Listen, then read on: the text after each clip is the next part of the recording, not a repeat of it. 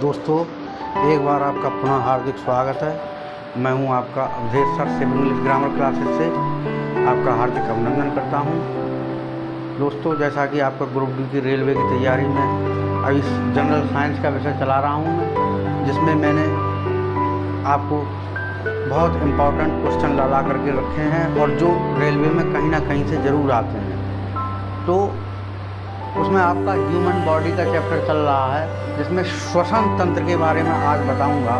उससे पहले मैं कुछ आपको दो एक चीज़ें बहुत अच्छी मोटिवेशनल बताने की कोशिश करता हूं। दोस्तों, यदा यदा धर्मस्य ग्लानिर्भवति भारत अभ्युत्थानम् अधर्मस्य तदात्मानं सृजाम्यहम् पवित्राणां साधूनां विनाशाय च दुष्कृता धर्म संस्थापनार्थाय संभवामि युगे युगे।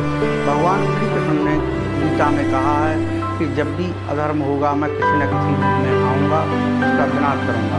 दोस्तों, आज के समय में कोई व्यक्ति जो है कहा नहीं जा सकता कि कहाँ पर धोखा दे दे, आपसे मित्रता करेगा, फिर आपको ब्लैकमेल करने की कोशिश करेगा। तो साथियों, आज किसी का कोई पता नहीं है, कौन मित्र हो जाए कौन शत्रु हो जाए। तो अगर आपके जरा से भी उसको रहस्य पता लगते हैं तो वो बहुत नुकसान करने की कोशिश में रहता है, लेकिन वह भूल जाता है कि ऊपर वाले ने सब यहाँ का यही निर्णय दिया है। इसीलिए हमें किसी की कमजोरी का फ़ायदा नहीं उठाना चाहिए। दोस्तों, जैसे आपने देखा होगा विभीषण और रावण दोनों भाई थे, लेकिन विभीषण जो है रावण के रहस्यों को जानता था। जब उसने लंका से रावण ने विभीषण को भगाया था तो उसने उसी समय विभीषण ने प्रतिज्ञा कर ली थी और भगवान राम को उसकी मौत का रहस्य बता दिया कि इसकी नाभि में अमृत है, जिसके कारण रावण मृत्यु को प्राप्त हुआ। इसी प्रकार बाली और सुग्रीव दोनों भाई थे, लेकिन बाली और सुग्रीव में जब आपस में भाईचारा समाप्त हो गया किन्हीं कारणों से, तो सुग्रीव ही बाली की मौत का कारण बने। तो दोस्तों, प्रयास में यही करना चाहिए कि हमें सबके साथ मिलजुल करके रहना चाहिए, कभी किसी की कमजोरी का फ़ायदा नहीं उठाना चाहिए। तो मैं अपने पुनः विषय की ओर आता हूँ, जिसमें आज मैं आपको ह्यूमन बॉडी संबंधित श्वसन तंत्र के बारे में बता रहा हूँ। हमारे फेफड़ों में पहला प्रश्न है कोशिकाएँ होती हैं। कितनी होती हैं? 100 मिलियन या 200 मिलियन या 300 मिलियन या 400 मिलियन? तो 300 मिलियन कोशिकाएँ होती हैं। कितनी होती हैं? 300 मिलियन। इसको हम घुमा करके इस प्रकार से भी कह सकते हैं कि हमारे फेफड़े में 300 मिलियन कोशिकाएं होती हैं। तो प्रश्न आपका कैसे भी पूछा जा सकता है। दूसरा प्रश्न, निम्नलिखित में से छोड़े गए श्वास में शामिल होता है क्या? कौन सी चीज़ शामिल होती है? हीलियम या हाइड्रोजन या जलवाष्प या नाइट्रोजन? तो दोस्तों, इन चारों में से नाइट्रोजन जो है वो हमारी सांस में शामिल होती है। उसके बाद अगला प्रश्न आता है, नाड़ी की धड़कन पल्स बीट कैसे मापी जाती है? किस चीज़ से मापी जाती है? तंत्रिका से या कोशिका से या धमनी से या सिरा से? तो नाड़ी की धड़कन जो है वो धमनी से मापी जाती है। उसके बाद अगला क्वेश्चन आ गया, मानव शरीर में क्या छोड़ा जाता है? गैसों का मिश्रण छोड़ा जाता है या कार्बन मोनोऑक्साइड छोड़ी जाती है या ऑक्सीजन छोड़ी जाती है या कार्बन डाइऑक्साइड? मानव शरीर जो है वो कार्बन डाइऑक्साइड छोड़ता है।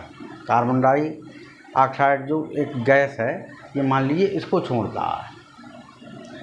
अगला प्रश्न है, कौन सी जीवन प्रक्रिया रासायनिक ऊर्जा को ऊष्मा ऊर्जा में बदलती है? कौन सी जीवन की प्रक्रिया?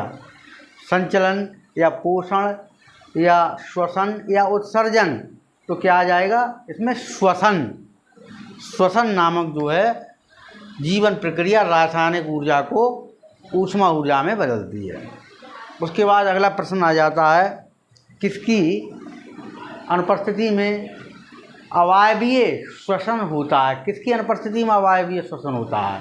ऑक्सीजन की या ओजोन की या कार्बन डाइऑक्साइड की या कार्बन मोनोऑक्साइड की? तो बहुत इम्पोर्टेंट प्रश्न है, ये कई बार आया है। तो ये ऑक्सीजन की अनुपस्थिति में अवायवीय श्वसन होता है।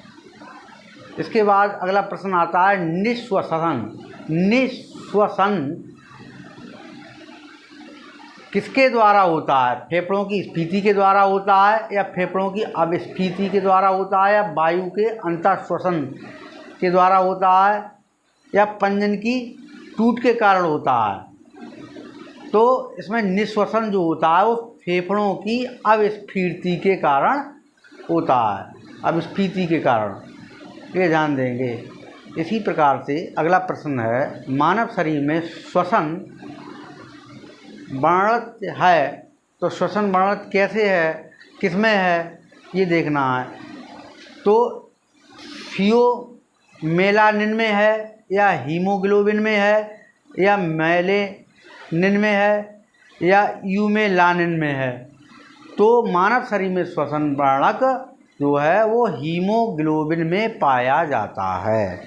दोस्तों, विज्ञान में प्रश्न बहुत सारे हैं, लेकिन जो इम्पॉर्टेंट हैं, जो इम्पॉर्टेंट कंटेंट्स हैं, उन्हीं में से मैं लेकर के बार बार वही प्रश्न आए हैं, तो यही प्रश्नों का आप अभ्यास कीजिए।